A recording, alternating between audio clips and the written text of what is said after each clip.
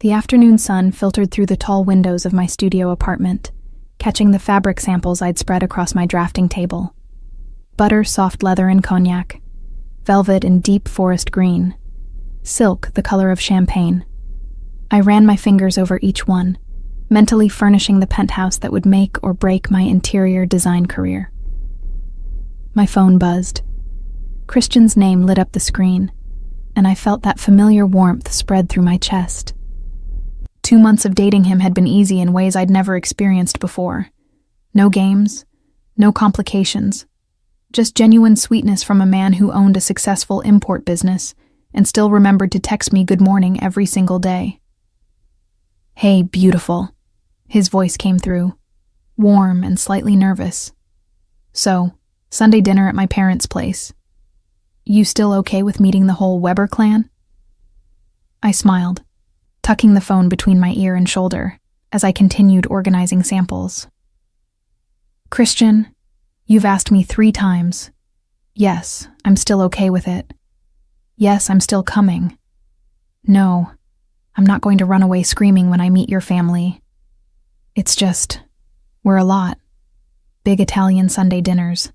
Everyone talks over everyone. My mother will try to feed you until you burst. My father will interrogate you about your business. And my siblings."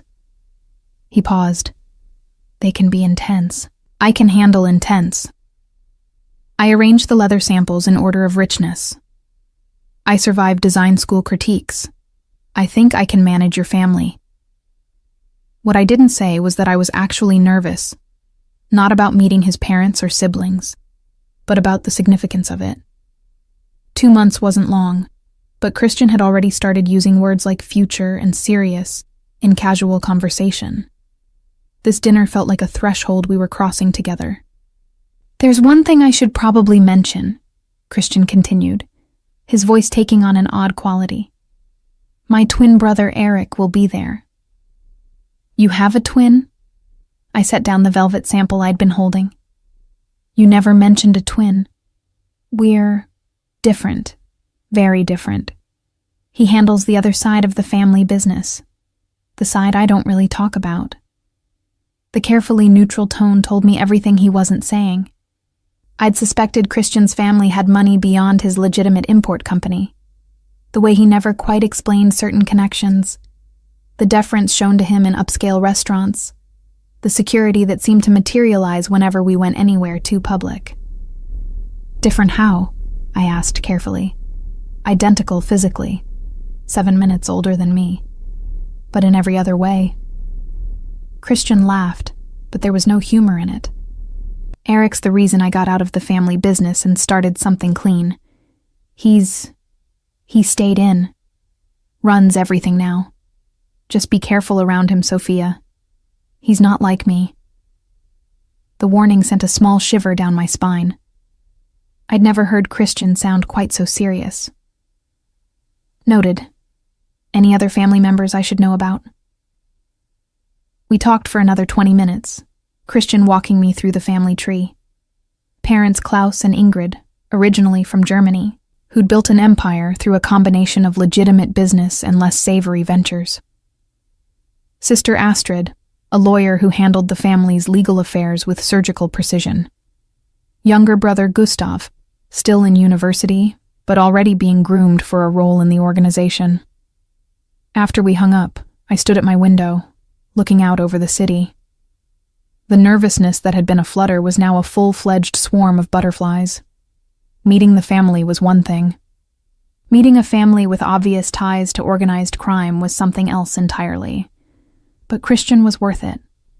Sweet, considerate Christian, who brought me coffee every morning when he stayed over, who listened to me talk about color theory and spatial relationships without his eyes glazing over, who made me feel safe in a way I'd never experienced before. I spent Saturday preparing, got my hair done, bought a new dress that was elegant but not trying too hard, navy blue silk that hit just below the knee, sophisticated enough for family dinner but not so formal it would seem like I was performing. Sunday arrived too quickly. Christian picked me up at 4, looking nervous in a way I'd never seen before. He wore slacks and a crisp white shirt, his dark hair styled with more care than usual. "You look beautiful," he said, kissing my cheek as I slid into his Mercedes. "And terrified." "I'm not terrified. I'm strategically anxious." I smoothed my dress over my knees, a nervous habit. "There's a difference." The drive to the Weber estate took 40 minutes, leaving the city proper and heading into the hills where old money lived behind gates and hedges. Christian's family home was exactly what I'd pictured, a sprawling mansion that managed to look both elegant and vaguely threatening. Stone and glass and perfectly manicured grounds that probably cost more to maintain than I made in a year. Security waved us through the gate after a brief conversation with Christian. The driveway curved through gardens that belonged in a luxury hotel, not a private residence. "Breathe," Christian said softly, parking near the front entrance. "They're going to love you." I wasn't so sure about that, but I squeezed his hand and followed him toward the massive front door. The interior was stunning. Marble floors that reflected light from crystal chandeliers. Art on the walls that I recognized from auction catalogs. The kind of wealth that whispered rather than shouted, except for the two large men in dark suits who stood near the entrance, clearly security. "Christian!" A woman's voice rang out, warm and heavily accented. Ingrid Weber swept toward us, a handsome woman in her 60s with steel-gray hair and sharp eyes that assessed me in one quick glance. "And you must be Sophia. Welcome, welcome." She pulled me into an embrace that smelled of expensive perfume and something baking. The warmth was genuine, which surprised me. I'd expected ice from the matriarch of what was essentially a crime family. "Mrs. Weber, thank you for having me," I managed, slightly overwhelmed. "Ingrid, please. Mrs. Weber makes me feel ancient." She linked her arm through mine, already pulling me away from Christian. "Come. Everyone's in the dining room. We eat early on Sundays. Old European habit." The dining room was as impressive as the rest of the house. A table that could seat 20, though today it held only 8 place settings. Tall windows overlooked the gardens. More art on the walls, including what I was pretty sure was an original Monet. Klaus Weber stood at the head of the table, a distinguished man with silver hair and the same sharp eyes as his wife. He shook my hand with a grip that was assessing without being aggressive. "So you're the designer who's captured my son's attention," he said, his accent thicker than his wife's. "Christian tells me you're very talented." "I try to be, sir." I kept my voice steady despite the weight of his stare. "She's being modest," Christian interjected, appearing at my side. "She just landed the Meridian Tower penthouse project, youngest designer they've ever commissioned." Pride colored his voice, and I felt some of my tension ease. Whatever else this family was, they clearly loved Christian, and he was proud of me. Astrid appeared next, a striking woman in her early 30s with her mother's bone structure and her father's eyes. She assessed me with the precision of someone who made a living reading people. "Interior designer," she said, shaking my hand firmly. "Interesting choice. Most of Christian's previous girlfriends were in finance or law." "Astrid," Christian's tone carried a warning. "What? I'm making conversation." But she smiled slightly, and I caught something that might have been approval in her expression. Gustav bounded in like an overgrown puppy, all enthusiasm and barely contained energy. At 22, he still had the unguarded quality of someone who hadn't fully entered the family business yet. "You're pretty," he announced, earning a sharp look from his mother. "What? She is?" "Christian never brings pretty girls home." "I bring plenty of—" Christian started. "You bring boring girls home," Gustav interrupted. "Sophia looks actually interesting." I couldn't help but laugh. The family dynamic was becoming clearer. Protective mother, assessing father, sharp-eyed sister, puppy dog younger brother, and Christian, the one who'd tried to build something separate from whatever empire his family controlled. "We're just waiting on Eric," Ingrid said, glancing toward the doorway. "He's always late. Claims the business keeps him. But really, he just likes to make an entrance. Christian's hand found mine under the table, squeezing gently. I squeezed back, trying to ignore the flutter of nerves at the mention of his twin. I heard him before I saw him. Footsteps in the hallway, measured and unhurried. A murmured conversation with one of the security guards. Then he appeared in the doorway, and every thought in my head went blank. Christian had said they were identical. He hadn't said it would be like looking at two versions of the same man who'd somehow chosen completely different lives. Same dark hair, same strong jawline, same tall frame. But where Christian wore his good looks with approachable warmth, this man wore them like armor. Eric Weber stood in the doorway in a charcoal suit that had definitely been custom-tailored, white shirt open at the collar, no tie. His dark eyes swept the room with the efficiency of someone cataloging threats and assets in the same glance. And I, like an absolute idiot, stood up. Maybe it was nervousness. Maybe it was the 2 months of greeting Christian with affection making my body move on autopilot. Maybe it was the disorienting effect of seeing what looked exactly like my boyfriend walk through the door. Whatever the reason, I crossed the space between us in 4 steps, rose on my toes, and pressed a warm kiss to his lips. For exactly 2 seconds, the world made sense. Then everything crystallized with horrible clarity. The mouth under mine was wrong, firmer, less yielding. The scent was different, cedar and something darker, more complex than Christian's familiar cologne. The way he went completely still wasn't surprise. It was predatory patience. I jerked back, my hand flying to my mouth. The room had gone absolutely silent. I could feel every eye on us. Eric's expression hadn't changed. Not shock, not offense, not amusement. Just that same assessing stare, now focused entirely on me with an intensity that made my skin feel too tight. "Wrong brother, darling," he said softly, his voice deeper than Christian's, with an edge that suggested danger wrapped in silk. My face went hot. "I'm so sorry. I thought, you look exactly—" I was babbling, backing away until I collided with a chair. Christian appeared at my side, his hand on my elbow. "Eric, this is Sophia. Sophia, my brother Eric, who I should have warned you was my identical twin. Pleased to meet you, Sophia." Eric held out his hand, perfectly composed as if I hadn't just kissed him in front of his entire family. I shook it, because refusing would have been even more awkward. His grip was firm, warm, and he held my hand a fraction of a second longer than necessary before releasing it. "I'm mortified," I managed, sinking into the chair Christian guided me to. "Truly, I don't usually just accost strangers. I'm hardly a stranger if you're dating my brother."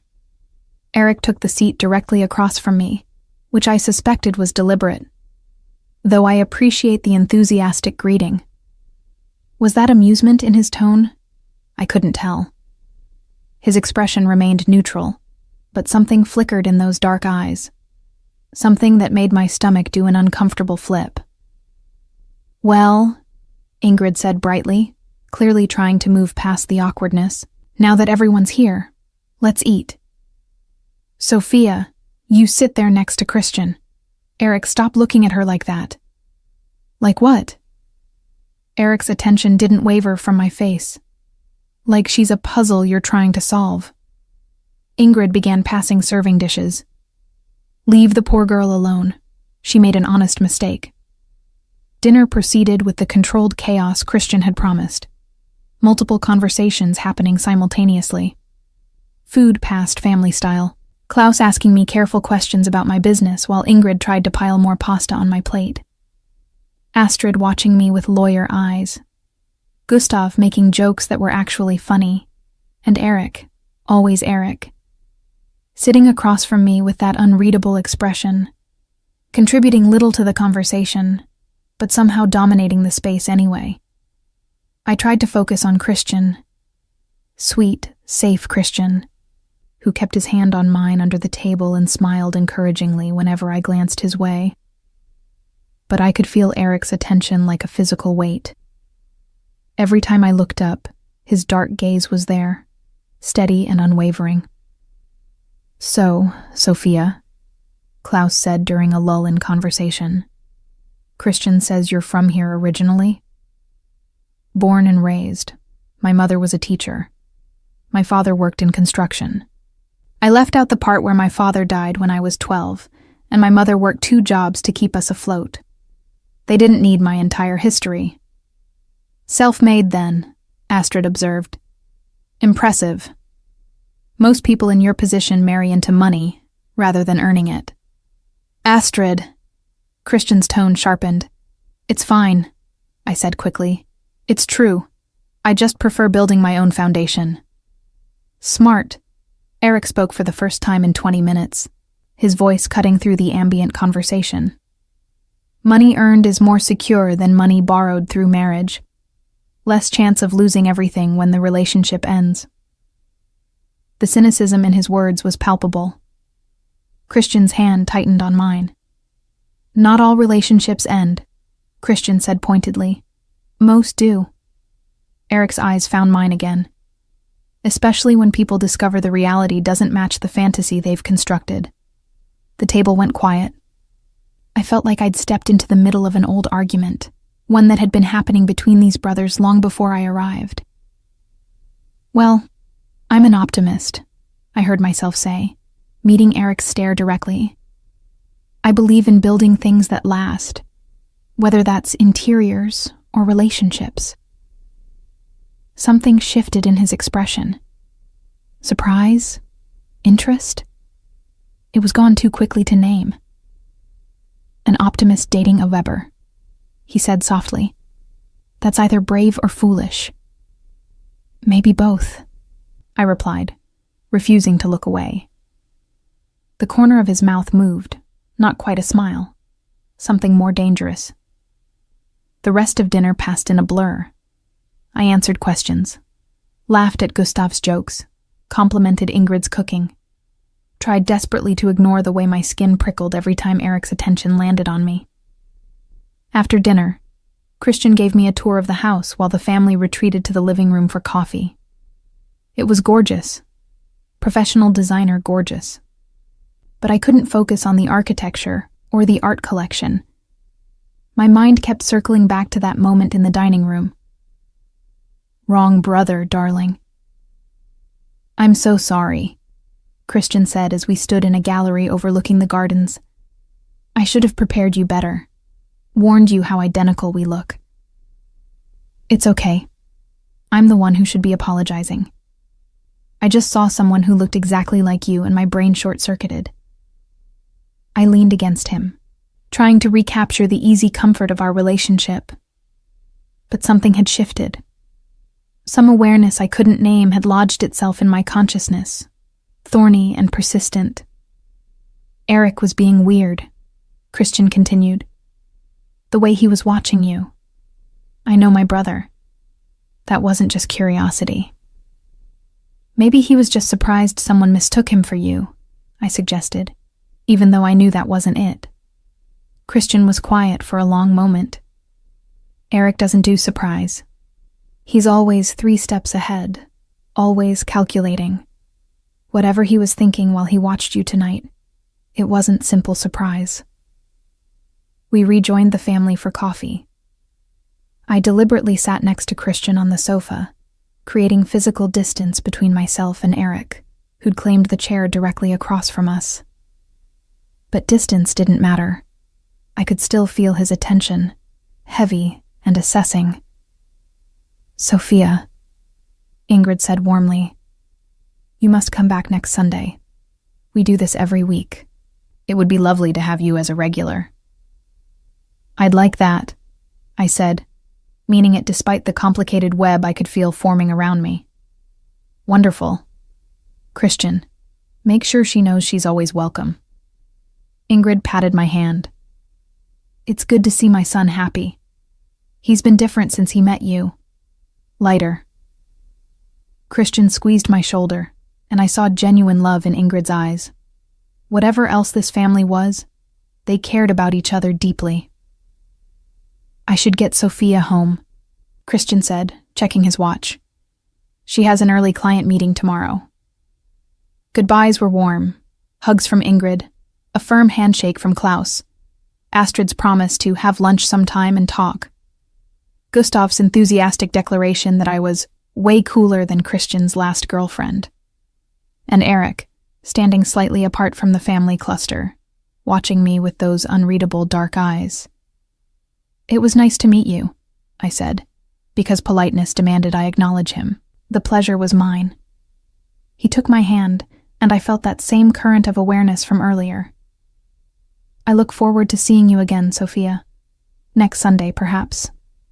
It should have been a normal statement, but the way he said my name, the way his thumb brushed across my knuckles before releasing my hand, turned it into something else entirely. In the car heading back to the city, Christian was quiet. I stared out the window, trying to process the evening. He liked you, Christian said finally. Your brother? I couldn't tell. He barely spoke. Exactly. Eric only goes quiet when something genuinely interests him. Usually he's running the conversation, controlling the narrative. With you, he just watched. I didn't know what to say to that. Didn't know how to explain that I'd felt that attention like a physical touch. That some part of me, some part I was desperately trying to ignore, had responded to it. He's dangerous, Sophia. Christian's voice dropped. I know you're tough. I know you can handle yourself. But Eric's not like other men. He's calculating, patient. When he wants something, he doesn't stop until he gets it. Christian, I kissed him by mistake. That's all. It doesn't mean anything. I know. But his hand tightened on the steering wheel. I just need you to be careful around him. Keep your distance. Don't let him pull you into his world. I agreed. Promised I'd be careful. Told Christian everything was fine. But that night, alone in my apartment, I couldn't stop thinking about Eric Weber. About the way he'd looked at me across that dining table. About the barely there almost smile when I'd challenged him. About the warmth of his hand on mine, and the current of something I couldn't name that had passed between us. Wrong brother, darling. The words echoed in my head as I finally fell asleep, and I knew, with a certainty that terrified me, that this was only the beginning. The Meridian Tower penthouse became my refuge over the following week. 40 floors above the city, surrounded by unfinished luxury, I could focus on something concrete. Fabric swatches, paint samples, the measurable distance between furniture pieces, problems with clear solutions. Unlike the Eric Weber problem, which had no solution because it shouldn't have been a problem at all. I'd been dating Christian for 2 months. Sweet, uncomplicated Christian, who texted me good morning and brought me coffee and never made me feel like I was being studied under a microscope. What happened at dinner was a mistake. An embarrassing accident that I needed to forget. Except I couldn't forget the weight of Eric's stare. The way his voice had wrapped around my name. The current of awareness that had shot through me when our hands touched. Earth to Sophia. Karen's voice broke through my thoughts. My best friend and former design school roommate stood in the penthouse doorway, holding 2 takeout coffees and wearing her signature knowing expression. You've been staring at that paint chip for 5 minutes. Either it's hypnotic or you're thinking about something else entirely. I set down the sample, a deep burgundy that was wrong for this space anyway. The client wants drama. I'm trying to figure out how to give them that without making it look like a vampire's lair. Karen handed me a coffee and perched on a sawhorse, her blonde hair catching the afternoon light. Want to try that again? This time without lying to your best friend who can read you like a very short book? I sighed. Karen and I had survived 4 years of brutal design critiques together. She'd held my hair when I got food poisoning from questionable sushi. I'd talked her off the ledge when her thesis project fell apart 2 weeks before graduation. We didn't do polite fiction with each other. I met Christian's family on Sunday, I said carefully. And? Did the wealthy criminals approve of their son's choice in women? Karen had zero filter and even less patience for pretense. His mother hugged me. His father interrogated me politely. His sister assessed me like a legal brief. His younger brother thought I was cool. I paused, and I accidentally kissed his twin brother. Karen choked on her coffee. You what? I explained the entire mortifying situation, the identical twins, my brain short-circuiting, the kiss that should have meant nothing but somehow felt like everything. Okay, but here's the thing, Karen said when I finished. You've kissed Christian plenty of times, so you obviously recognized something was different. What was it? That was the question I'd been avoiding all week. Everything. The way he went still instead of responding. The scent. The texture of his mouth.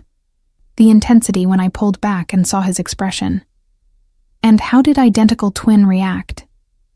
He said, "Wrong brother, darling," and then watched me for the rest of the night like I was a particularly interesting experiment. Karen's eyes widened. Oh, this is good. This is telenovela-level drama. Is he hot? They're identical. That's not what I asked. She leaned forward. Is he specifically hot to you in a way Christian isn't? I wanted to deny it. Wanted to say that Christian was the one I was attracted to, the one I'd chosen, the one who made sense. But Karen deserved honesty. Yes, I admitted quietly, but that doesn't mean anything. Christian is kind and thoughtful and makes me feel safe. Eric is dangerous, Karen finished, and you've always had a thing for dangerous. I do not have a thing for dangerous. I have a thing for stability, for building something real. Sophia, your last boyfriend before Christian was that sculptor who lived in a warehouse with no heat. Before him was the photographer who financed his art by doing extremely questionable work for extremely questionable people. And before him... Okay, point made. I held up my hand. But this is different. Christian is good for me, healthy. The kind of relationship I should want. Should want? Karen raised an eyebrow. That's telling.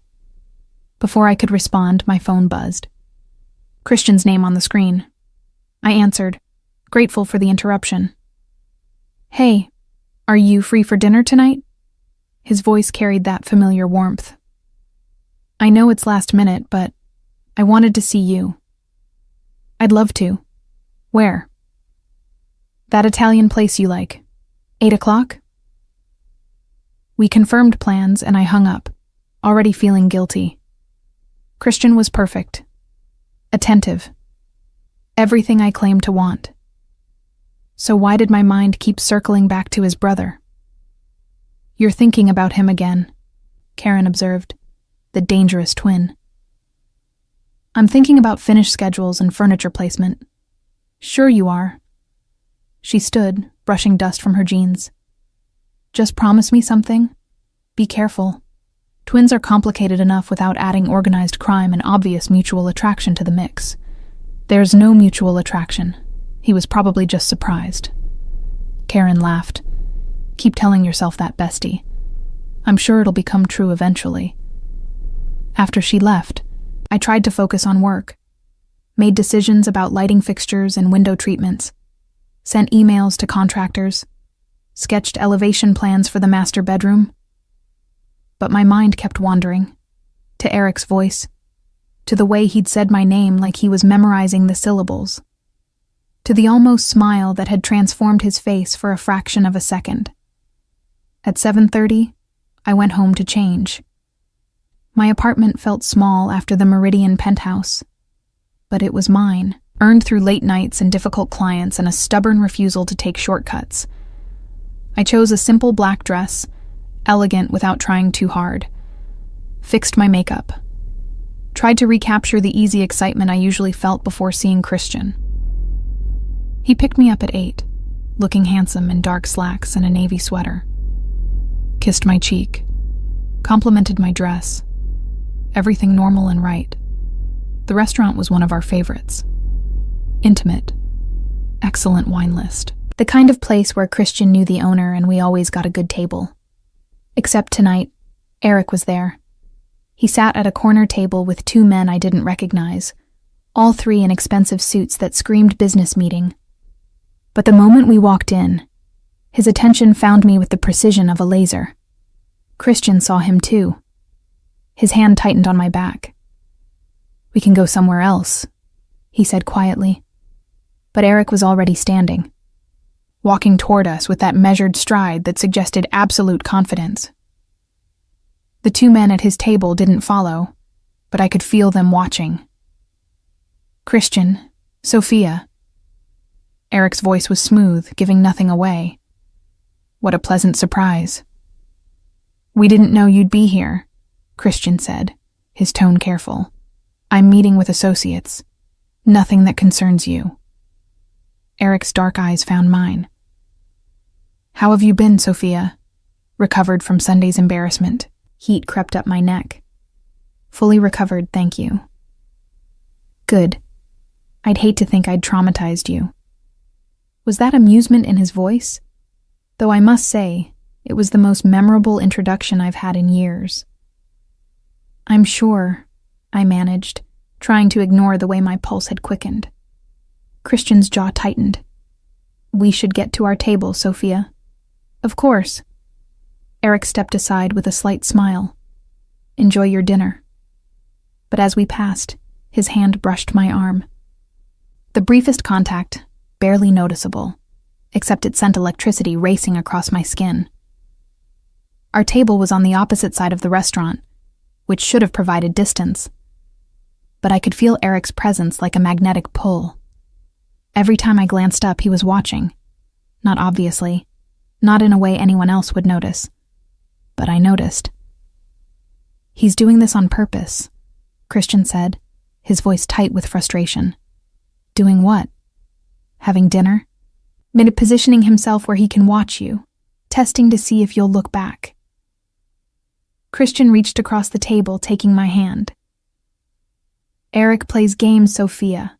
Strategic, calculated games. Don't let him pull you in." I wanted to reassure him. Wanted to say that Eric meant nothing to me, that I was completely focused on us.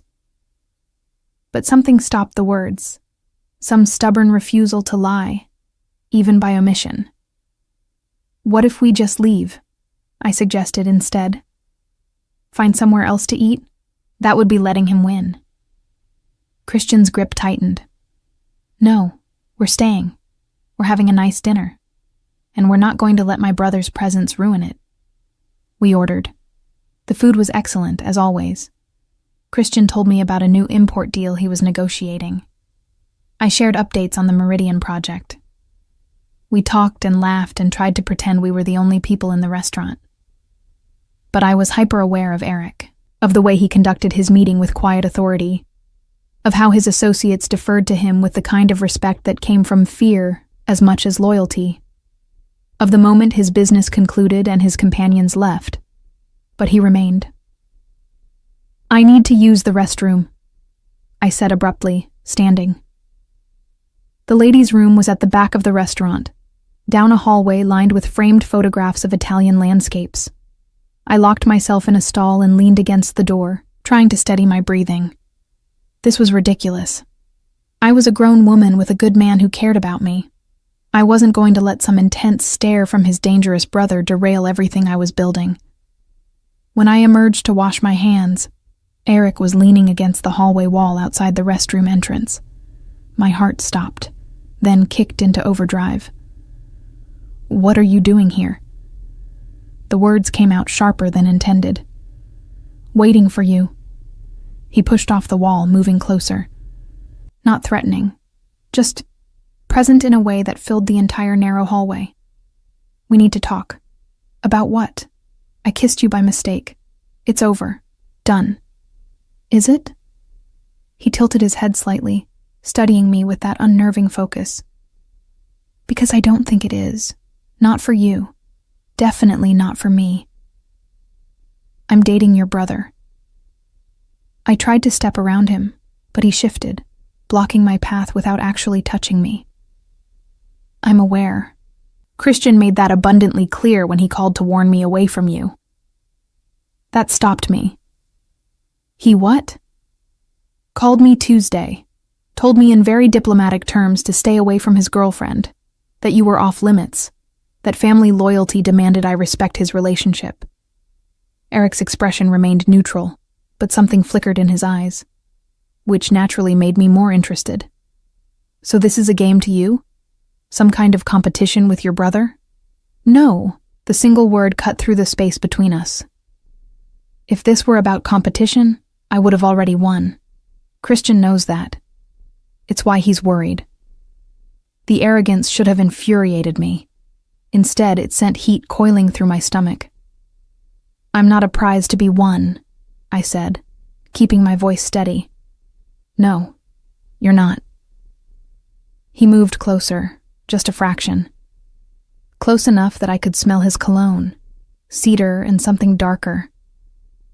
You're an intelligent, talented woman who's dating a man she cares for but isn't in love with, who kissed me by mistake and felt something she didn't expect, who's been thinking about that moment all week despite trying desperately not to. My breath caught. You don't know anything about me. I know you're lying right now. I can see it in the way your pulse is racing. His gaze dropped to my throat, where I knew my heartbeat was visible. In the way you haven't stepped back even though you could. In the way you're looking at me like you're trying to solve a problem that has no good solution. This is inappropriate. But I still didn't move. Absolutely. He lifted his hand, and I thought he might touch my face. Instead, he tucked a strand of hair behind my ear with devastating gentleness. But that doesn't make it less real. The touch sent shivers across my skin. I should have pushed him away. Should have walked past him back to Christian. Should have done anything except stand there drowning in the intensity of his attention. I care about Christian, I managed. I know you do. He's easy to care about. Safe. Uncomplicated. Eric's thumb brushed my cheekbone. But safe isn't what makes your hands tremble. Isn't what makes you brave enough to challenge me at Sunday dinner. Isn't what has you standing here in this hallway when you should be running. You're his brother. The argument sounded weak even to me.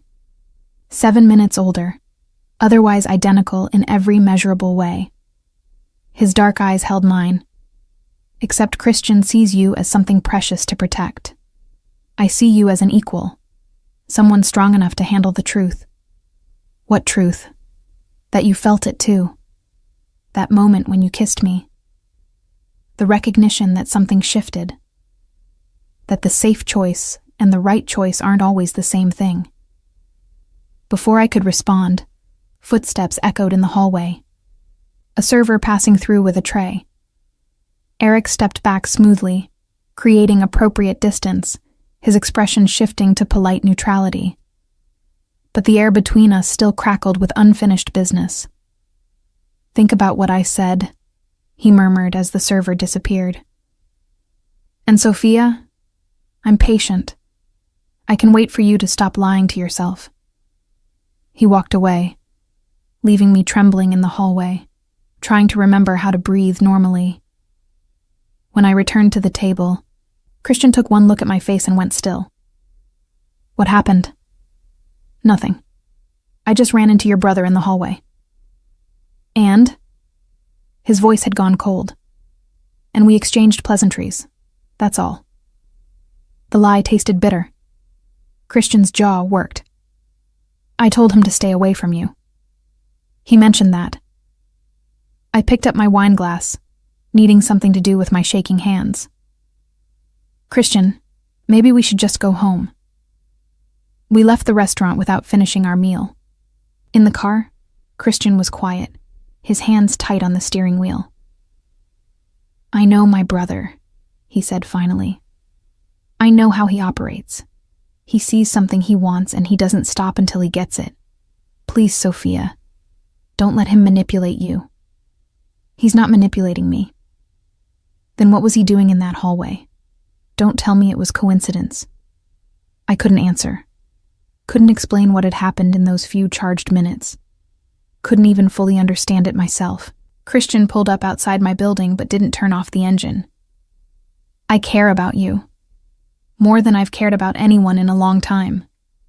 But I can't compete with Eric. I won't. If you want something different, something dangerous, I need to know now. The ultimatum hung between us. Choose. Decide. Pick the safe path or walk away. I want to be with you, I said, and meant it. Christian was good for me, right for me, everything I'd claimed to want. But even as he kissed me goodnight and I went upstairs to my apartment, I could feel Eric's presence like a shadow, could still feel the ghost of his touch on my face, could still hear his voice promising that he would wait. And the terrifying part was that some piece of me, some reckless, self-destructive piece I'd been trying to ignore, wanted him to. The thing about trying to avoid someone is that it requires constant vigilance. Every restaurant became a potential minefield. Every charity event a calculated risk. The city that had felt expansive suddenly contracted, as if Eric Weber's gravity had bent the very geography to bring us into inevitable collision. For 3 weeks, I succeeded. Threw myself into the Meridian Project. Attended Christian's business dinners with a smile that felt increasingly performative. Ignored the texts that started appearing on my phone from an unknown number that I knew, somehow, was Eric. Thinking about you. Still waiting. Patience is a virtue I'm willing to practice. For you. I deleted them without responding. Told myself the flutter in my stomach was anxiety, not anticipation. Focused on building something real with Christian, who deserved better than a girlfriend whose mind kept wandering to his brother's hands, his voice, the way he'd looked at me in that hallway. Then came the second Weber family Sunday dinner. You don't have to go, Christian said on Saturday evening, as we shared takeout in my apartment. I know my family makes you nervous. Your mother specifically invited me. I'm not going to be rude. I stabbed at my pad thai with more force than necessary. Besides, avoiding your family means avoiding an important part of your life. That's not sustainable. What I didn't say was that I was tired of running, tired of checking over my shoulder, tired of the constant low-level anxiety that came from avoiding the inevitable. If Eric was going to be part of Christian's life, and by extension mine, I needed to figure out how to coexist with him without my body betraying me every time he entered a room. Sunday arrived too quickly. I dressed with deliberate care in a soft gray cashmere sweater and tailored black pants. Professional. Appropriate. Nothing that could be read as trying too hard. The drive to the Weber estate felt longer this time. Christian chatted about work, about the upcoming holidays, about anything except his brother. But tension radiated from him like heat. He'll be there, Christian said, as we pulled through the security gate. I asked my mother. She said Eric specifically said he was coming. Okay. I kept my voice neutral. Okay? That's all? What do you want me to say, Christian? That I'm terrified of seeing him again? That I've been thinking about him? That would just make this worse. Have you? His voice dropped. Been thinking about him? The question hung in the air between us. I could lie. Probably should lie. But the weight of 3 weeks of deleted texts and restless nights made deception feel impossible. Sometimes, I admitted quietly. But thinking isn't doing. It doesn't mean anything. Christian's hands tightened on the steering wheel. It means more than you think. Inside, the house felt different this time. Less intimidating. More familiar. Ingrid greeted me with a warm hug that smelled of baking bread and expensive perfume. Sophia, darling, so glad you came back. I was worried Christian's intense family scared you off. She linked her arm through mine, already pulling me toward the living room where voices drifted. Klaus is in a mood today, business troubles. Best to just agree with whatever he says. The family was assembled in various states of relaxation. Klaus reading the newspaper with deep-set frown lines. Astrid on her laptop, probably working despite it being Sunday. Gustav sprawled on the couch, playing something on his phone, and Eric, standing by the windows overlooking the garden, dressed in dark slacks and a white shirt with the sleeves rolled to his elbows, a crystal tumbler of what looked like whiskey in his hand. He turned when I entered. Our eyes met across the room, and I felt that same electric current from the restaurant, the same dangerous pull. "Sophia," he said, his voice carrying across the space. "Welcome back." "Eric." I forced myself to look away, to focus on Christian, who'd materialized at my side with protective intensity. Lunch was less chaotic than the first dinner. Fewer people, quieter conversation, but the undercurrent of tension was palpable. Klaus grilled Christian about a shipment delay. Astrid fielded a work call that had her excusing herself to the study. Gustav complained about a professor who clearly had it out for him, and Eric watched me with that same unnerving focus, contributing little to the conversation but missing nothing. "Sophia," Ingrid said during a lull, "Christian mentioned you have that big penthouse project. How is it coming?" I explained the Meridian Commission, grateful for a neutral topic. The client's vision, the challenge of balancing drama with livability, the timeline that had me working 12-hour days. "You work too hard," Ingrid said warmly. "Christian, make sure she takes breaks. She'll burn herself out." "I try," Christian said, squeezing my hand, "but Sophia's dedicated to her craft." "Dedication is admirable," Eric said, speaking for the first time in 20 minutes. "But there's a difference between dedication and avoidance.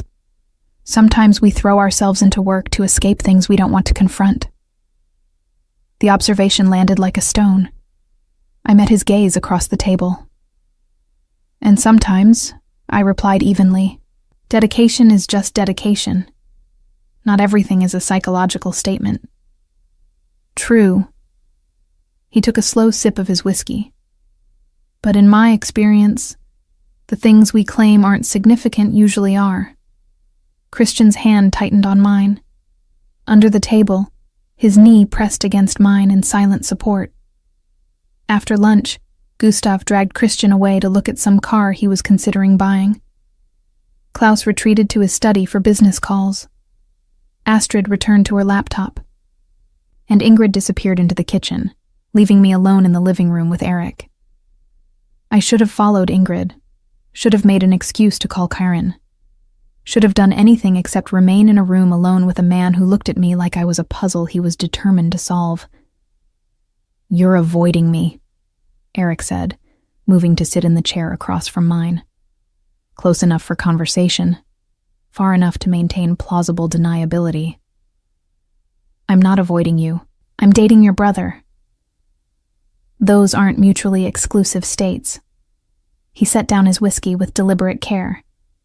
"You've deleted every text I sent without reading them." "How do you know I didn't read them?" "Because if you had, you would have responded, even if just to tell me to stop." His dark eyes held mine. "You're not the type to leave things unfinished." He was right, which annoyed me. I picked fights rather than let things fester, confronted problems head on. Except with Eric, where confrontation felt like stepping into quicksand. "What do you want from me?" I asked, keeping my voice low. "Honesty. To start." He leaned forward, elbows on his knees. "Tell me you haven't thought about that moment in the restaurant hallway. That you don't feel this thing between us. Tell me you're completely, utterly in love with my brother, and I'll walk away." "I care about Christian." That's not what I asked. I stood, needing distance, moved to the windows where he'd been standing earlier, looking out at the manicured gardens. "You're asking me to betray someone who's been nothing but good to me, someone I respect, someone your whole family loves. I'm asking you to stop lying to yourself." His voice came from directly behind me. I hadn't heard him move. "Christian is safe. I understand the appeal." After whatever came before, after building your career from nothing, safe probably feels like a revelation. Don't psychoanalyze me. Then answer the question. Are you in love with him? I turned to face him and found him closer than expected, close enough to see the flecks of gold in his dark eyes, close enough to smell cedar and whiskey and something uniquely him. I could be, I said. Given time. Given the chance to build something real without his brother sabotaging it. I'm not sabotaging anything. I'm offering an alternative. His hand came up, hovering near my face but not quite touching.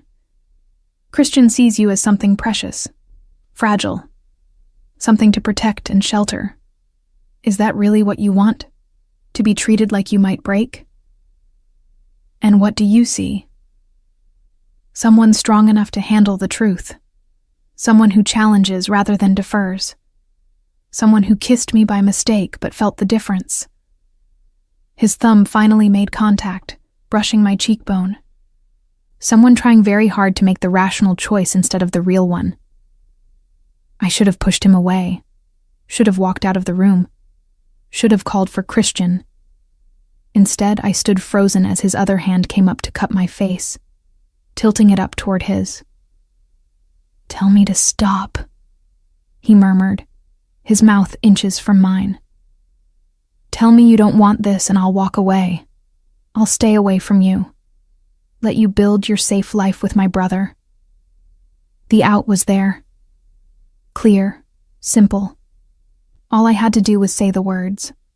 But my breath had gone shallow. My pulse raced, and every nerve ending in my body screamed for me to close that final distance. "I can't," I whispered. Not I won't. Can't. Because something fundamental had shifted, and I no longer had the power to deny it. Eric's eyes darkened. "Can't tell me to stop? Or can't pretend you don't want this?" "Both." He kissed me. Not like the mistaken kiss at our first meeting. This was deliberate. Claiming. A slow, devastating exploration that made my knees weak. His hand slid into my hair, holding me steady as the world tilted sideways. I kissed him back, gripped his shoulders for balance, let myself drown in sensation I'd been trying to deny for 3 weeks. It was different from kissing Christian. Less gentle, more consuming. Like Eric was trying to memorize every detail, commit every reaction to memory. When we finally broke apart, both breathing hard, he rested his forehead against mine. "This is a terrible idea," I managed. "Probably." His thumb traced my lower lip. "But some terrible ideas are worth the consequences." Christian knew the moment he introduced us that this was inevitable. Eric pulled back enough to look at me properly. 7 minutes. That's all that separates us genetically. But we chose different paths. And you, Sophia, you don't belong on the safe one. You don't know what I belong to. Don't I? His hands were still in my hair, gentle but possessive. You built a career from nothing, fought for every client, refused to take shortcuts even when they were offered. You're not someone who plays it safe when it matters. So why start now? Before I could answer, footsteps echoed in the hallway. We sprang apart, creating appropriate distance as Christian appeared in the doorway. His eyes went immediately to my face, to my flushed cheeks, to my hair that Eric's hands had disturbed, to the space between us that felt charged despite the physical distance. "Everything okay?" Christian's voice was careful. Too careful. "Fine," I said quickly, too quickly. Eric was just telling me about the family business. Was he? Not a question. Christian's gaze moved to his brother. "How informative." "I should go," I said, already moving toward the door. "I have an early meeting tomorrow. Need to prepare." Christian followed me out. In the car, silence stretched between us, heavy and accusing. "Did he touch you?" Christian asked finally. "What?" "My brother. Did he touch you? I could lie, should lie, but the guilt was already eating at me. Yes. Christian's hands went white on the steering wheel. And you let him. Christian. I knew this would happen. From the moment you kissed him by mistake, I knew. His voice cracked slightly. Eric takes what he wants, and you're what he wants now. It's not that simple. It never is with him. We pulled up outside my building. I need you to decide, Sophia, right now, me or him, safe or dangerous, because I can't do this halfway. Can't watch you be pulled into his world while pretending you're still in mine. The ultimatum was clear, but my answer wasn't. I need time, I said quietly, to figure out what I want. How much time? I don't know. Christian stared straight ahead, jaw tight. I'll give you a week. After that, if you haven't decided, the decision's made for you. I got out of the car on shaking legs, watched him drive away, went upstairs and locked myself in my apartment. My phone buzzed almost immediately. Eric's number, no longer unknown since I'd finally saved it. You kissed me back. That matters. Take the time Christian's giving you. But we both know what you'll choose. I stared at the messages, my thumb hovering over the delete button. But I didn't delete them. And that, more than anything, told me Eric was right. The week Christian gave me felt simultaneously too long, and not nearly long enough. I threw myself into the Meridian project with desperate focus, as if the right combination of fabric and lighting could somehow solve the impossible equation of my personal life. Karen staged an intervention on Wednesday, showing up at the penthouse site with coffee and her trademark blunt assessment. You look like hell, she announced, surveying my paint-stained jeans and the hair I'd twisted into a messy knot. When's the last time you slept? I sleep. I gestured at the fabric samples scattered across the floor. I just also work. There's a difference. Sophia. She set down the coffee with deliberate care. Running away from a decision by hiding in work isn't the same as making a choice. I'm not running away. I'm thinking. For 6 days? What's left to think about? Karen crossed her arms. You have sweet, stable Christian who treats you like a princess.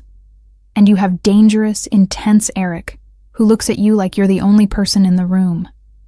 One is safe. One will probably destroy your life. So the real question is which kind of destruction you prefer. I sank onto one of the sawhorses, suddenly exhausted. That's not helpful. I'm not here to be helpful. I'm here to be honest. She sat beside me. You've been in love with Eric since the moment you kissed him by mistake. I could see it in your face when you told me the story. The question isn't who you want. It's whether you're brave enough to admit it. Christian deserves better than being second choice. Agreed. Which is why stringing him along for a week while you pretend to deliberate is cruel. You know what you want, bestie. You're just scared of the consequences. She wasn't wrong. I'd known since that kiss in the Weber living room. Maybe even earlier. Maybe from the moment Eric had said, "Wrong, brother, darling," with that dangerous, almost smile. But knowing and accepting were different things. My phone rang. Klaus Weber's name on the screen. My stomach dropped. Sophia. His accented voice came through when I answered. I apologize for the intrusion. Do you have a moment to speak? Of course, Mr. Weber. Please call me Klaus. We're past formalities now. A pause. I'm calling because my wife is concerned. She says there's tension between you and my sons. That Christian looked upset when you left on Sunday. I closed my eyes. Of course Ingrid had noticed. It's complicated. It always is with twins. His voice carried unexpected warmth. May I tell you a story? About when Eric and Christian were young? All right. They were 7, identical in every way. Same face, same voice, same mannerisms. Most people couldn't tell them apart. But there was a girl in their class, Sophia. Pretty little thing with braids. Both boys liked her. Klaus chuckled. The girl, she gave Christian a valentine, covered in hearts and stickers. He was so proud. But Eric, he knew. He could tell the girl had meant it for him, had confused them like everyone did. What did Eric do? Nothing. He let Christian keep the valentine, let him believe the girl liked him.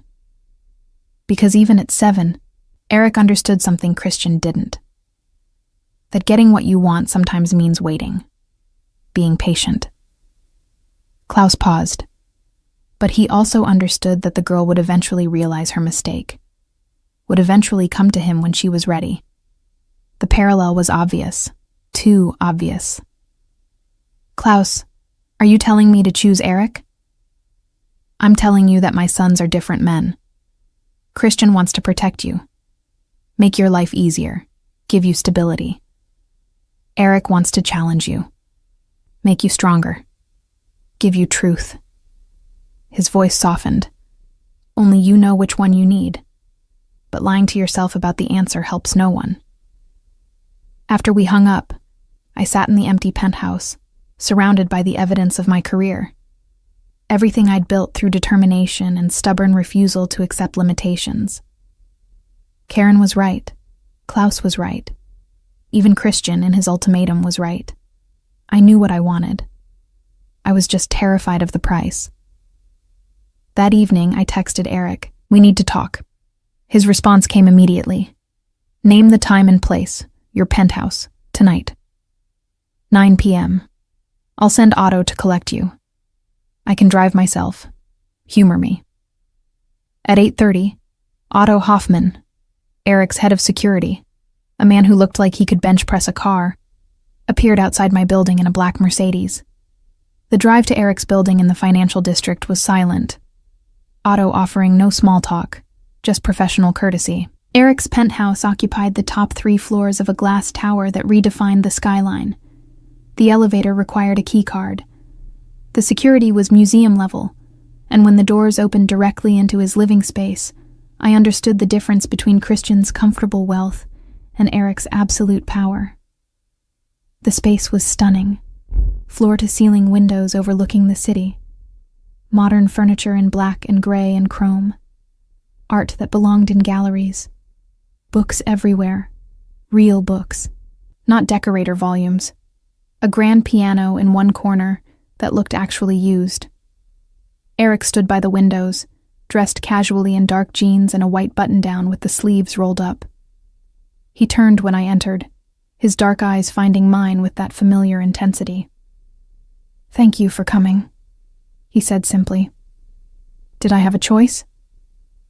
"Always." He moved to the bar, poured 2 glasses of red wine without asking if I wanted any. "But I'm glad you made this one." He handed me a glass, and I took it, needing something to do with my shaking hands. "Nice place," I managed. "Very Bond villain." His mouth curved. "I prefer to think of it as successful businessman with good taste. But I'll accept Bond villain if it works for you." Despite everything, I smiled. This was what Eric did. Made me forget to be careful. Made me react instead of calculate. "I need to understand something," I said, moving to the windows. The city spread below us, endless lights in the darkness. "Christian said you take what you want, that you don't stop until you get it. Is that what this is? Some kind of game?" "No." He came to stand beside me, close enough that I could feel his warmth. "If this were a game, I would have made my move weeks ago, would have used every advantage I have to pull you away from Christian. This isn't a game, Sophia. It's the most honest thing I've felt in years." Honest how? I've spent my life in control, managing variables, eliminating threats, building an empire my father started and my brother abandoned. His hand found mine, fingers threading through.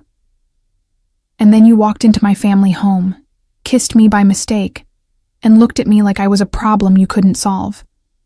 And for the first time in years, I felt something other than calculated strategy. What did you feel? Want. Real, uncomplicated want. Not for power or money or advantage. Just for you. He turned to face me fully.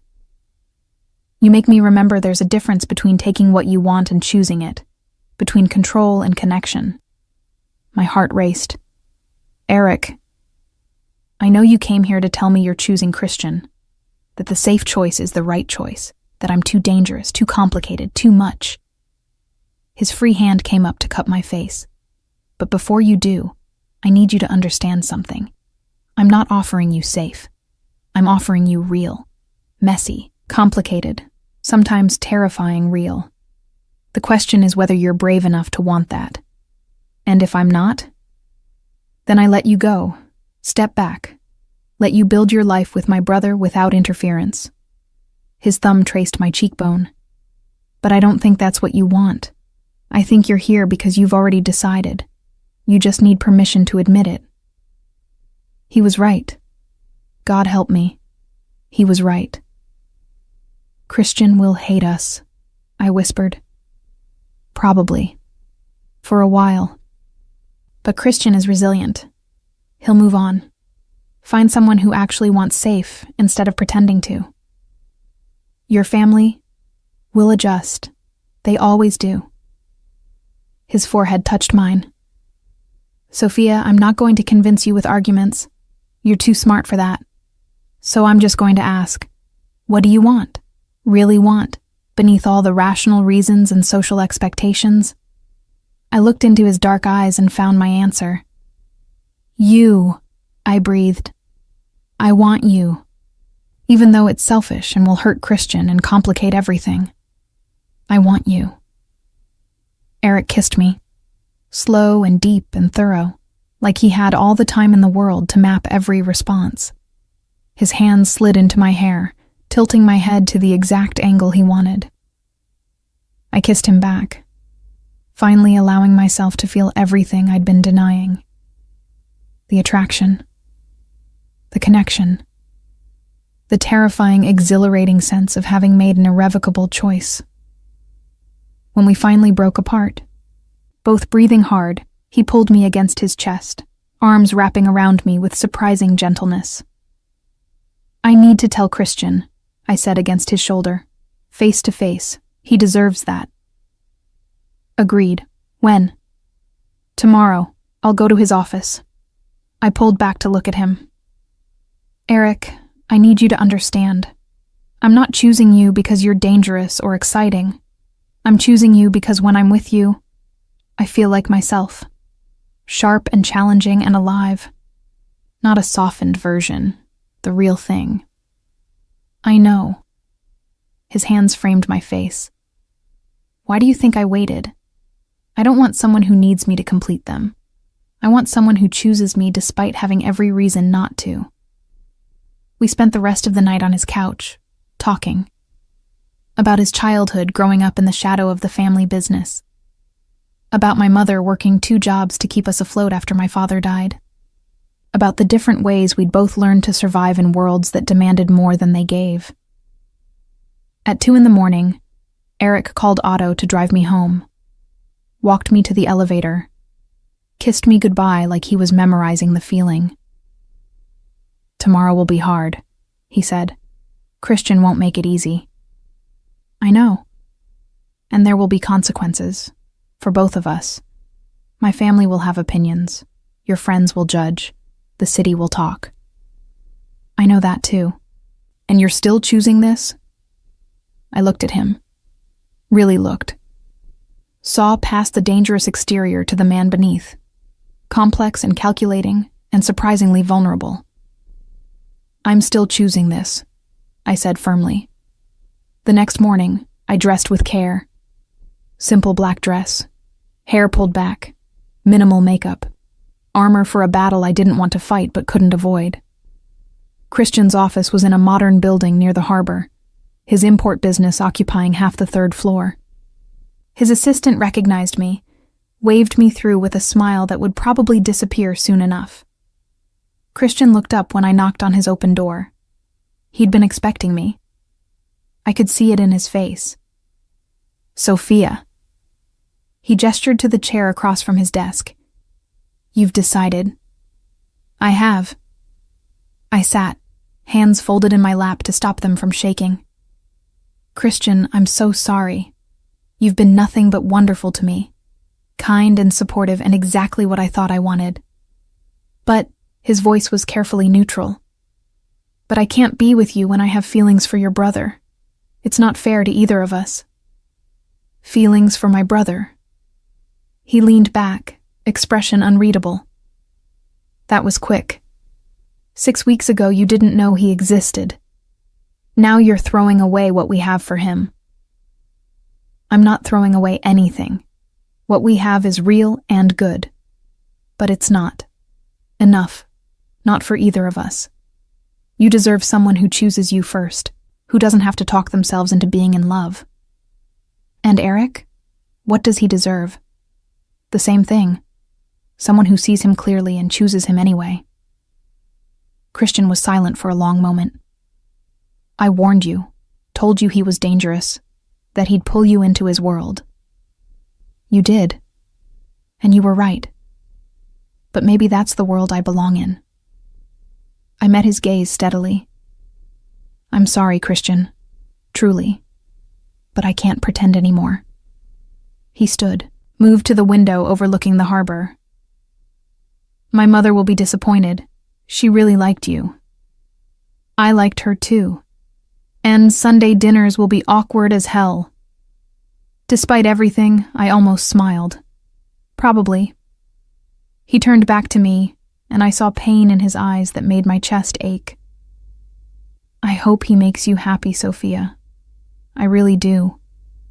Because if he doesn't, if he breaks you the way he breaks everything else, I won't be there to pick up the pieces. I know. I stood, moved toward the door. For what it's worth, you're a good man, Christian. The right woman will be lucky to have you. Just not you. Not me. I left his office with tears burning behind my eyes, stepped into the elevator and let them fall. My phone buzzed. Eric. How did it go?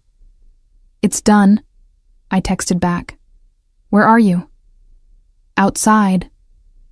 I found him leaning against his car in the parking garage, dressed in a charcoal suit that probably cost more than my rent. When he saw my face, his expression softened. Come here, he said simply. I walked into his arms and let him hold me while I cried. For the relationship I'd ended. For Christian's pain. For the complications I'd just invited into my life. I've got you, Eric murmured against my hair. Whatever comes next, we face it together. And standing there in that parking garage, held by a man I barely knew but somehow understood completely, I believed him. The city learned about us within 48 hours. That's how quickly gossip traveled in the circles Eric inhabited. The overlap of legitimate business, high society, and the shadowed world where power was measured in favors owed and threats delivered. I discovered this when Astrid called 3 days after I'd ended things with Christian. Sunday dinner, she said without preamble. You're coming, both of you. Mother insists. And when Mother insists in that particular tone, arguing is futile. Astrid, I don't think Christian wants to see me right now. Christian is an adult. He'll manage his feelings appropriately at the family table. A pause. Eric has already agreed. So you're out of excuses. She hung up before I could protest further. That Sunday, Eric picked me up in his Mercedes, auto-driving while we sat in the back. I'd dressed with even more care than usual. A burgundy dress that was elegant, but not trying too hard. Armor disguised as fashion. Nervous? Eric asked, his hand finding mine. Terrified. Your brother hates me. Your family probably thinks I'm a homewrecker, and I have to sit through dinner pretending everything is fine. Christian doesn't hate you. He's hurt, which is different. Eric's thumb traced circles on my palm. "And my family doesn't think you're a homewrecker. They think you're interesting, which in Weber terms is high praise." The mansion looked the same as always, but everything felt different now. I wasn't Christian's girlfriend being introduced to the family. I was Eric's. What? Girlfriend felt too simple for whatever this was. Ingrid greeted us at the door, her expression warm but assessing. She hugged me with the same genuine affection as before, then gripped my shoulders and looked me in the eye. "You hurt one of my sons to be with the other," she said bluntly. "I hope you understand what that means." "I do," I managed. "Good. Because Eric doesn't let people in." "Not really. If you've gotten past those walls, you matter. But hurt him, and I'll make you regret it in ways you can't imagine." She smiled. "Now, let's eat. Klaus made his mother's schnitzel. It's divine." The dining room held the same cast as before, minus Christian. He'd apparently claimed a work emergency, though we all knew it was avoidance. Dinner was surreal. Gustav treated me the same as always, enthusiastically describing his latest academic near-disaster. Astrid asked pointed questions about the Meridian project with genuine interest. Klaus discussed the import business with Eric while including me in the conversation with surprising respect. It was only when dessert arrived, Ingrid's legendary apple strudel, that the facade cracked. "So," Klaus said, setting down his fork with deliberate care, "you've chosen the difficult brother." "Papa," Eric's voice carried a warning, "it's a fact, not a judgment. Christian would have given you easy, comfortable, safe." Klaus's sharp eyes found mine. "Eric will give you complicated, challenging, and very possibly dangerous. I hope you understand the difference." "I do." I met his gaze steadily. "I'm choosing it anyway." "Why?" The question hung in the air. Everyone had stopped eating, waiting for my answer. Because with Christian I was always performing, being the version of myself I thought he wanted. With Eric, I can just be, sharp edges and all. I looked at Eric, who was watching me with that familiar intensity. Even when it's harder, maybe especially then. Ingrid reached over and squeezed my hand. Good answer. After dinner, Eric gave me the full tour of the estate. Not the sanitized version for guests, but the real thing. The security room with monitors covering every inch of the property. The study where Klaus conducted business that never made it into official records. The basement wine cellar that doubled as a panic room. "This is my world," Eric said as we stood in the climate-controlled space surrounded by bottles worth more than most people's cars. The beautiful surface and the complicated reality underneath. You should see all of it before you commit further. I'm already committed. Are you? He pulled me close, hands settling on my waist. Because there are things I haven't told you yet. Things about the family business. About what I do when I'm not having dinner with my parents. I know what you do, Eric. I'm not naive. Knowing an abstract and living with the reality are different things. His expression was serious. I manage the parts of the Weber empire that exist in gray areas. Legal but questionable. Questionable but profitable.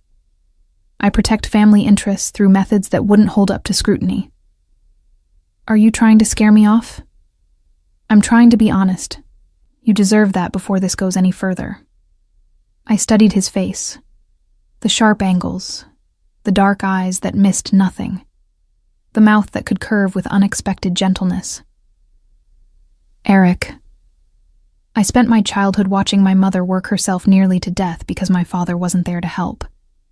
I know what it's like to survive in spaces that aren't quite legal, aren't quite safe. You're not as scary as you think you are. He laughed, surprised and genuine. Most people find me very scary. Most people haven't seen you play piano. You thought I didn't notice at your penthouse, but I did. The bench was positioned like someone uses it regularly, and there were sheet music marks on the stand. Observant. He pulled me closer. What else did you notice? That you read Rilke. That you take your coffee black with 1 sugar. That you touch your watch when you're thinking. That you're left-handed but trained yourself to write right-handed. That you... He kissed me, cutting off the list. When we broke apart, he was smiling. "You're dangerous," he murmured. "Says the actual dangerous one." Fair point. We returned to the main house to find Christian had arrived. He stood in the living room, drink in hand, face carefully neutral when he saw us enter together. The room went silent. Even Gustav put down his phone. "Christian," I said quietly. "I didn't know you were coming." "It's my family home. I don't need permission to be here." His eyes moved from me to Eric, though apparently some things require less permission than others. "Christian," Ingrid's tone carried warning. "It's fine, Mother. I'm being civil." He took a long sip of his drink. "I'm happy for you both. Truly. You clearly found what you were looking for." The words should have been generous, but the bitterness underneath cut like glass. Eric moved slightly, putting himself partially between Christian and me. The protective instinct was subtle but unmistakable. "Don't," Christian said, his voice dropping. "Don't stand there like you're protecting her from me. I would never hurt her. That's the difference between us, brother. I actually cared about her well-being more than my own satisfaction." "And I don't?" Eric's tone went cold. "Do you? Or did you just want what I had?" Again. The again suggested a history I didn't know, a pattern I was apparently repeating. "This isn't the time," Klaus said firmly. "We're family. We handle disagreements in private." Right, private. Like how Eric privately pursued my girlfriend for weeks before she ended things with me. Christian's control was cracking. How very discreet. "I ended things with you," I interjected. "Not Eric. Me. I made that choice. Because he manipulated you into it. I made my own decision, Christian. Give me that much credit." "Credit?" He laughed, bitter and sharp. "You want credit for breaking my heart? For choosing the brother who'll probably destroy you?" "That's enough." Eric's voice cut through the room with authority that made everyone go still. "Sophia made her choice. You can be hurt. You can be angry. But you don't get to diminish her agency or intelligence." Christian stared at his brother, jaw tight. "You've taken everything else. At least let me have my anger." "What have I taken?" "You really don't remember, do you?" Christian set down his glass with shaking hands. "Our entire childhood, every opportunity, every achievement. You absorbed all the attention, all the approval, all the space in this family. And when I finally built something of my own, a legitimate business, a good woman, you couldn't stand it. Had to take that too." The pain in his voice was raw, real. And I suddenly understood that this wasn't about me at all. I was just the latest in a lifetime of rivalry I'd walked into without knowing. "I never asked you to live in my shadow," Eric said quietly. "You didn't have to ask. It was inevitable. 7 minutes older, infinitely more ruthless, exactly what father wanted in an heir." Christian grabbed his coat. "I'm leaving. Enjoy your conquest, brother. I hope she's worth the damage." He left. The door closed. Silence filled the space he'd vacated. "Well," Gustav said into the quiet. "That was awkward." "Gustav."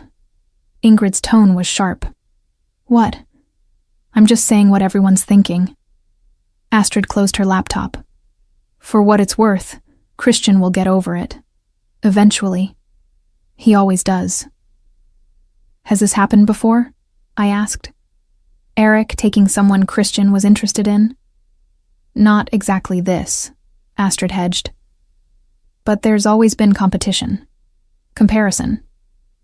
Christian spent his life trying to prove he's more than just Eric's twin, that he exists separately. And I just made it worse. No, Eric said firmly. Christian's resentment existed long before you. You're just the current manifestation. It's not your burden to carry. But it felt like my burden. I'd chosen Eric knowing it would hurt Christian, but I hadn't understood the depth of the wound I was opening. Later, at Eric's penthouse, I stood at the windows looking out over the city while he poured wine. "You're thinking too loudly," he observed, handing me a glass. "I'm thinking about your brother, about whether I just destroyed a relationship that mattered.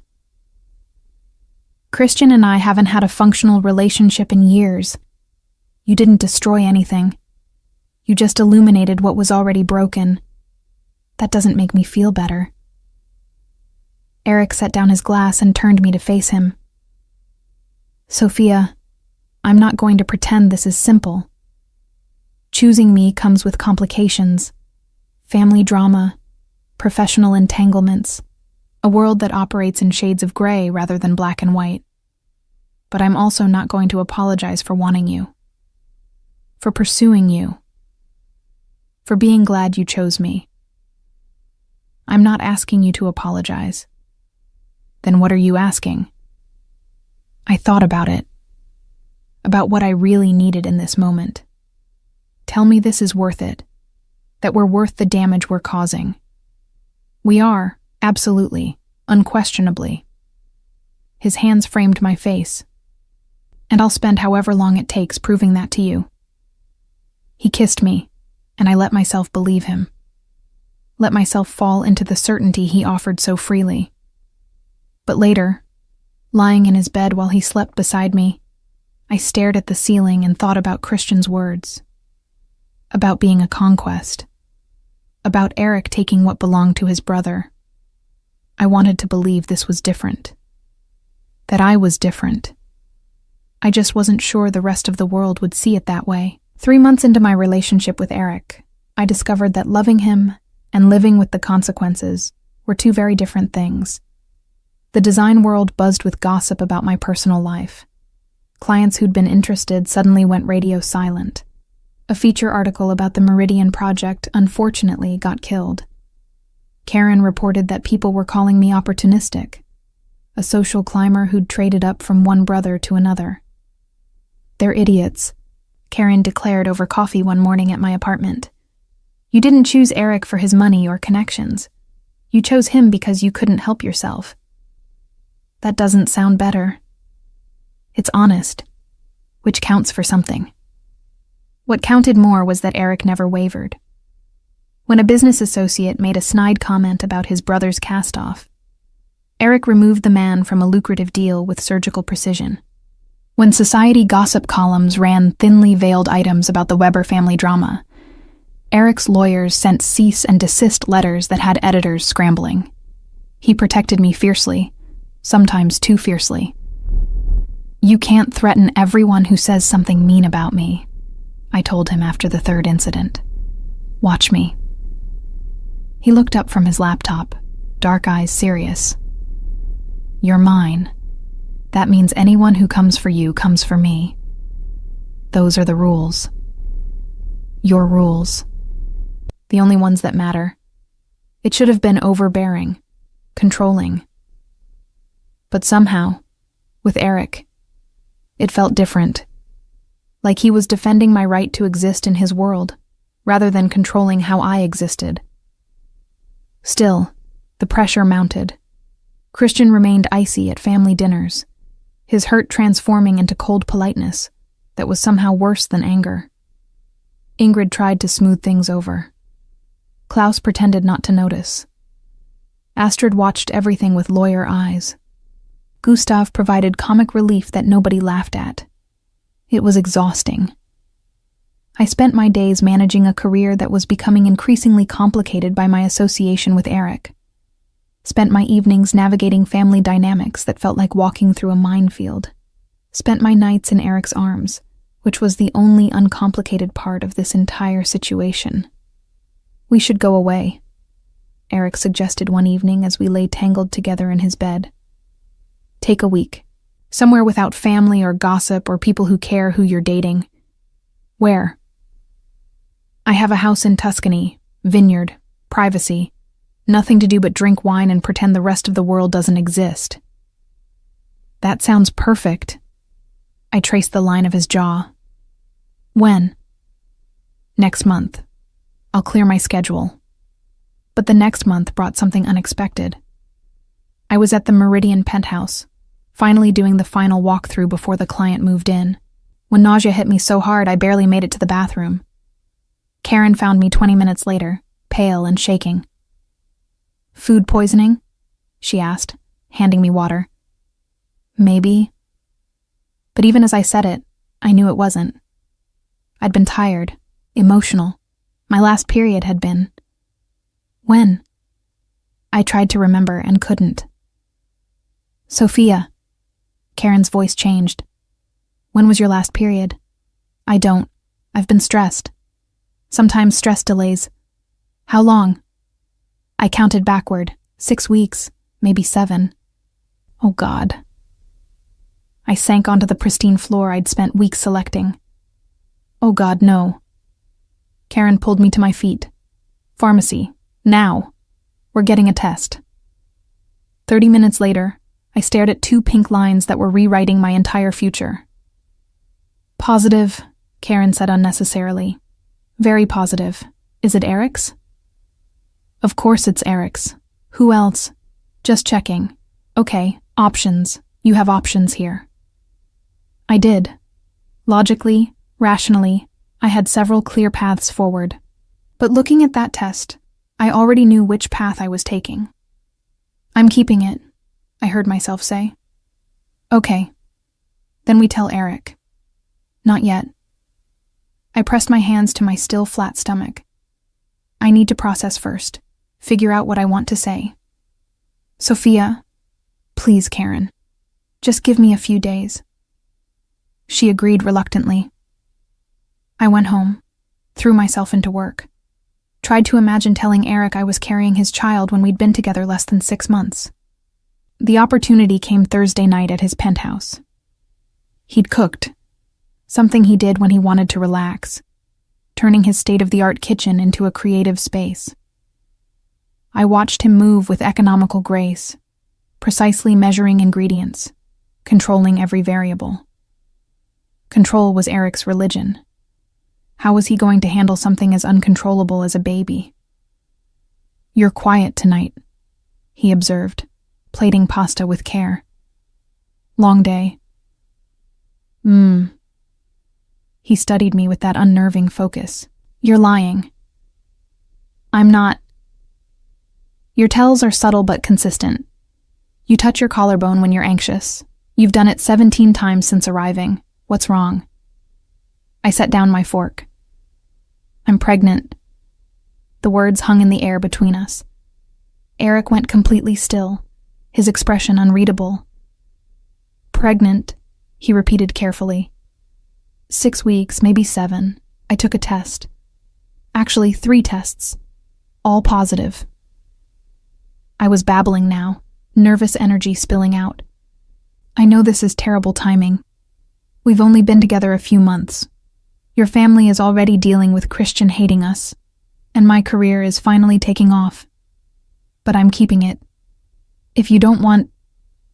He kissed me. Sudden and fierce and thorough, cutting off my spiral. When he pulled back, his hands framed my face, thumbs stroking my cheekbones. You're carrying my child, he said, voice rough with emotion I'd never heard from him before. Yes. Our child. Yes. And you think I wouldn't want that? I don't know. We've never talked about kids, about future, about anything beyond right now. Then let's talk now. He pulled me to the couch, settling me against him. I want this baby. Want you.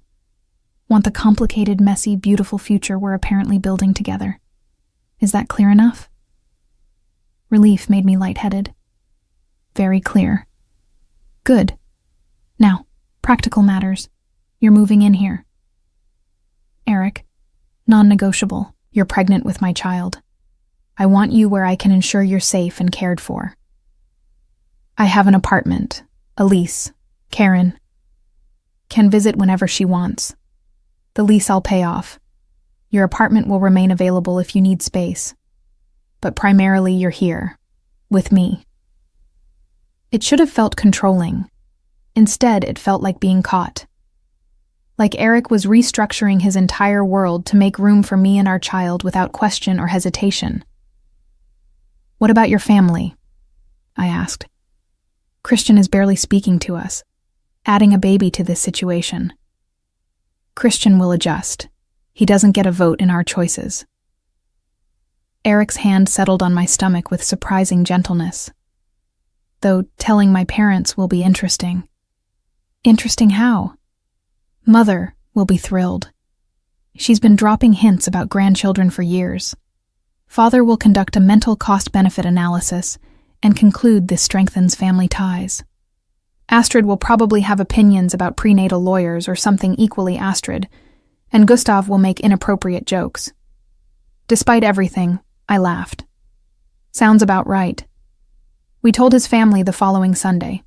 Ingrid cried happy tears and immediately started planning.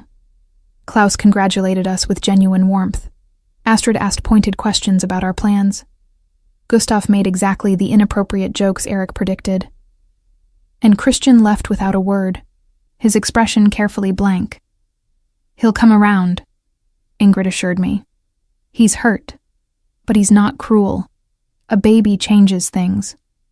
I hoped she was right, but I wasn't sure. The months that followed were surreal. My body changed, my career shifted. My relationship with Eric deepened in ways I hadn't anticipated. He was attentive without smothering, supportive without controlling, excited in a way that made my heart ache.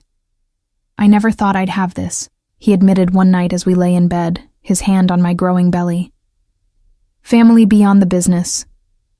Something that exists just for us. You have your parents, your siblings. That's different. That's obligation and history and complicated loyalty. This...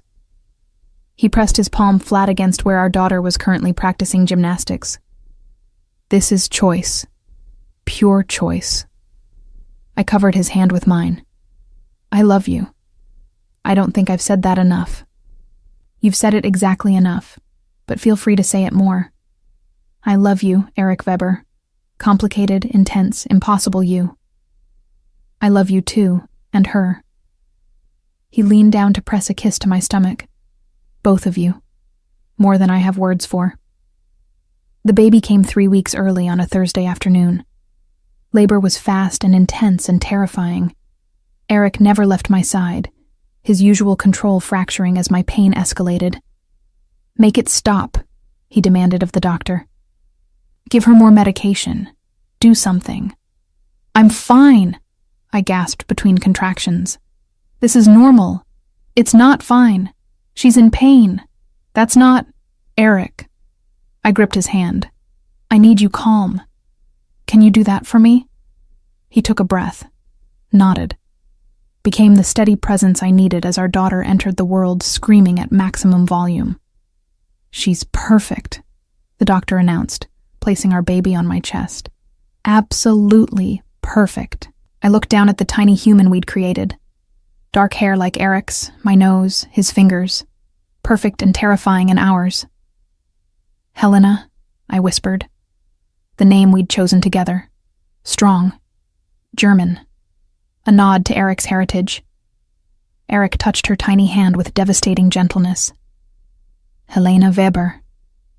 Actually, I said, looking up at him, I was thinking Helena Rossi. My mother's maiden name, so she has both of us. His eyes went dark with emotion. Helena Sophia Rossi Weber. That's a mouthful. It's perfect. Later, after the doctors left and it was just the three of us, Eric held our daughter with surprising confidence. I have something to tell you, he said quietly. What? Christian came to see me last week. while you were at your final doctor's appointment. My stomach clenched.